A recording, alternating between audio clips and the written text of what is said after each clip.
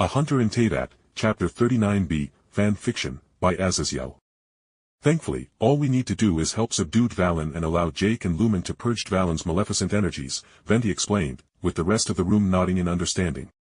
But Paimon rightfully wasn't having it as she spoke sarcastically with her arms folded across her chest. Oh, so not only do we need to fight monsters from the abyss, but we will also be fighting a dragon. No pressure or anything. But Eula, who was sitting across from us, finally looked over to us with a slight fading blush, spoke proudly. Humans have our own strengths, and we will be able to do this. Well, vision wielders can in any way because I highly doubted little Timmy, the kid who is always feeding the pigeons in front of Mondstadt's gate, can deal with even a normal hilichurl. Before we get all gung-ho and march off to defeat the oh-so-evil dragon, me and Lumine have extremely important information we need to tell you all about when we popped into Yeyvet, I said grimly and then went on to explain how we got caught up in a massive battle that occurred and how it was possible Yeyvet and Snezanaya may literally go to war as the factory's antics spilled out into the open and killed many people. Dialog was pretty plainly visibly being torn between rage at the news that so many civilians were killed by the factory, but I could also tell a small part of him was ecstatic that so many factory members died as well, along with the massive diplomatic repercussions the factory would face for such overt actions. Meanwhile, the rest of the knights frowned at the news, with Jean looking to Kia and Amber. Kia, Amber, I need you two to take out a contingent of knights and do another sweep of the countryside.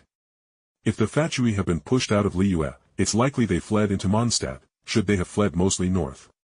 Should either of you find a large encampment, retreat and get another couple vision wielders to help deal with them, as there could very well be one of the factory harbingers in the camp. Jean sighed as she looked between all of us. We need to take care of Dvalin first before we can focus on pushing the factory out of our lands, as every day the corruption within him deepens.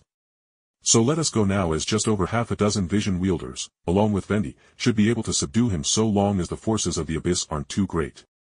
Okay, let's get going. Eula said after she consoled Amber on not coming with us. Trapezing across Mondstadt is going to be such a pain, Lisa grumbled as she staggered over to me and Lumine before basically trust falling onto me, making me grunt in surprise as I held her up. Oh Jake, my hero. Please carry me so I don't hurt my feet on the way. Lumine coughed loudly, giving Lisa a gimlet look. Hey. Don't hog my transportation, you aren't the only lady who is in high heels and doesn't want to walk miles in such heels. I feel so loved.